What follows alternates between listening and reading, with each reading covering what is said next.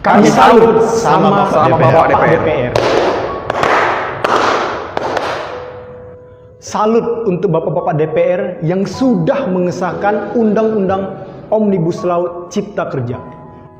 Salut untuk Bapak DPR yang berhasil ikut andil untuk menyusahkan kaum buruh. Salut buat Bapak DPR yang rela mati-matian membela kepentingan korporat dan investor asing di bumi pertiwi ini.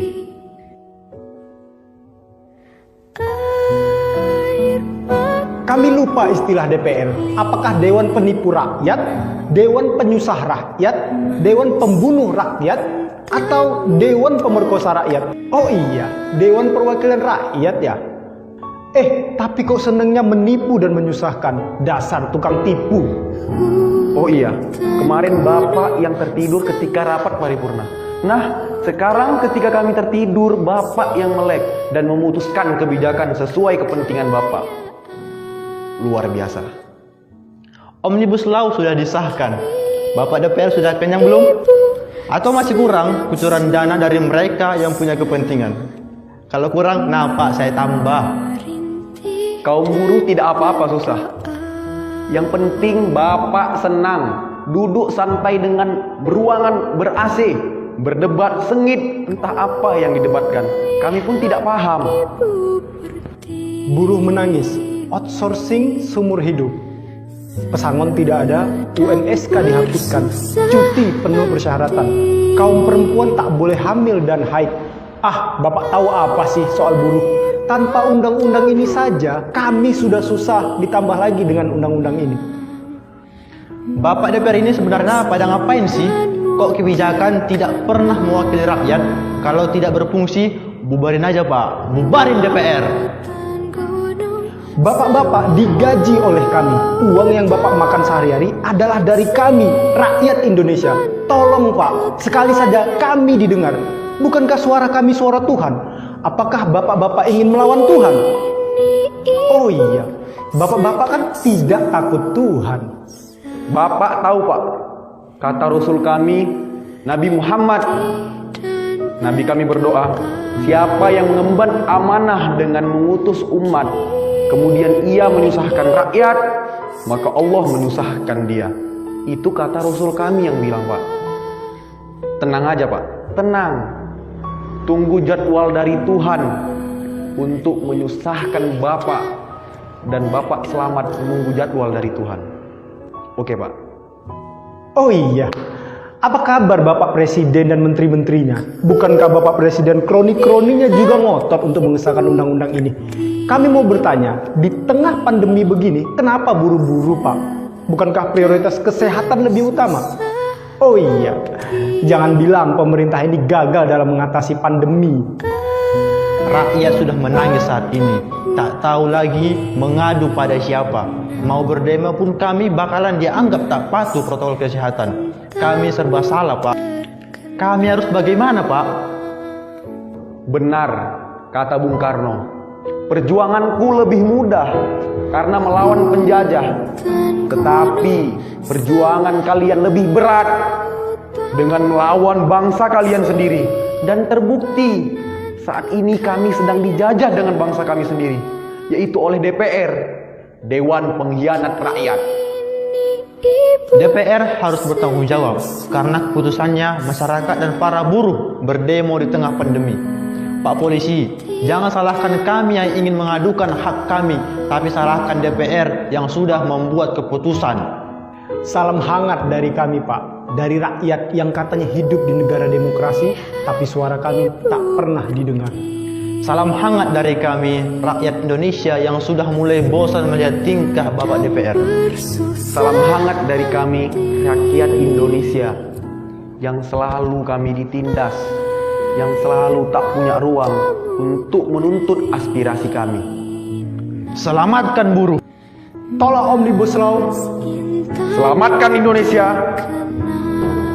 Bubarkan DPR. Bubarkan DPR. Kepada Tuan dan Puan, para anggota DPR yang terhormat, apa kabar hari ini? Sepertinya tak sebaik biasanya. Sama, di sini pun begitu. Kita semua memang sedang diuji. hidup memang tak selalu baik kan? Seperti kami-kami ini, Tuan dan Puan juga mungkin lebih banyak bekerja di rumah. Kalau lihat siaran sidang atau rapat terbuka di gedung DPR sekarang sih kelihatannya banyak kursi yang kosong. Tapi biasanya juga kosong kan ya? Tuan dan Puan anggota DPR yang terhormat. Saya perhatikan parlemen-parlemen negara lain fokus melawan corona. Tapi rasa-rasanya isu-isu yang keluar dari Senayan belakangan kok kebanyakan tidak terkait corona ya? Kami malah membaca DPR bersemangat membahas isu-isu lain. Contohnya, rancangan Undang-Undang Cipta Kerja yang banyak ditolak karena dinilai mementingkan kepentingan investor di atas kebutuhan pekerja. Presiden Jokowi pekan lalu sempat menyatakan pemerintah dan DPR menunda pembahasan salah satu klaster di rancangan undang-undang itu, klaster ketenagakerjaan. Ini untuk memberi kesempatan mendalami substansi dan mendapat masukan dari banyak pihak. Berpegang pada alasan itu, maka sudah seharusnya klaster lain dalam RUU Cipta Kerja pun perlu ditinjau ulang.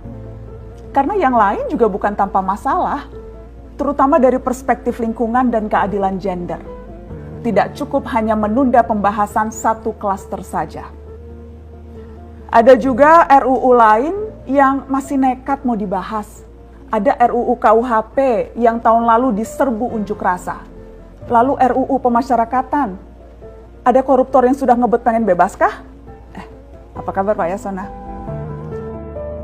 Terus terang saja, membahas undang-undang yang menyangkut hajat hidup orang banyak di masa seperti sekarang ini terlalu mengundang curiga.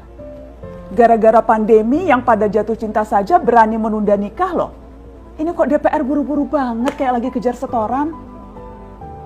Tidak ada undang-undang yang tidak penting, semua penting.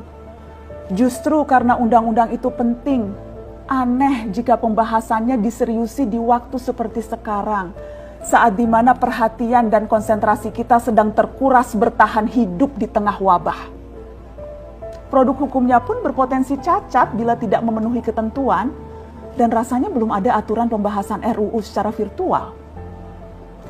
Jika ngotot menuntaskan Omnibus Law atau RUU KUHP atau RUU pemasyarakatan, jangan salahkan jika ada yang menilai DPR tidak menjadikan perang melawan corona sebagai prioritas.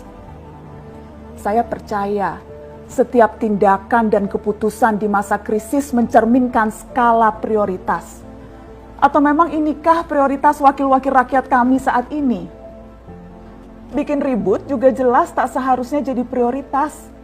Satgas COVID-19 DPR kemarin dikabarkan mengimpor jamu ilegal dari Tiongkok secara besar-besaran untuk pasien positif virus corona. Satgas kemudian membantah itu, katanya ini diproduksi di Jakarta dan merupakan sumbangan Wakil Ketua DPR RI Sufmi Dasko yang akan dibagikan gratis ke berbagai rumah sakit. Kemudian dikabarkan juga jamunya mengandung bahan berbahaya dan belum terbukti klinis. Satgas lagi-lagi membantah, katanya sedang proses mendapatkan izin edar di Badan Pengawasan Obat dan Makanan. Sedang itu berarti belum kan ya?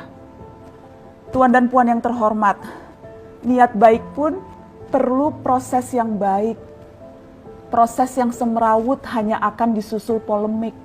Sementara sekarang kita sedang banyak-banyaknya menaruh harapan kepada negara. Tindak tanduk DPR salah benarnya akan selalu dilihat. Makanya sempat ramai juga warganet mengkritik Satgas COVID-19 DPR RI yang berfoto mengenakan APD saat hendak berkunjung ke rumah sakit darurat Wisma Atlet menyerahkan sumbangan DPR. Ini dinilai melukai hati masyarakat. Tenaga medis kita saja bertaruh nyawa benar karena kekurangan APD. Tidak ada yang meragukan jumlah sumbangan DPR. Kami yakin pasti banyak, namanya juga DPR, beli ribuan rapid test saja mampu, ngeborong jamu apalagi. Tapi ini soal rasa dan empati. Kecuali ya, kalau yang dipakai anggota DPR itu APD yang lain, alat pelindung dewan. Salam hormat dari kami yang kalian wakili.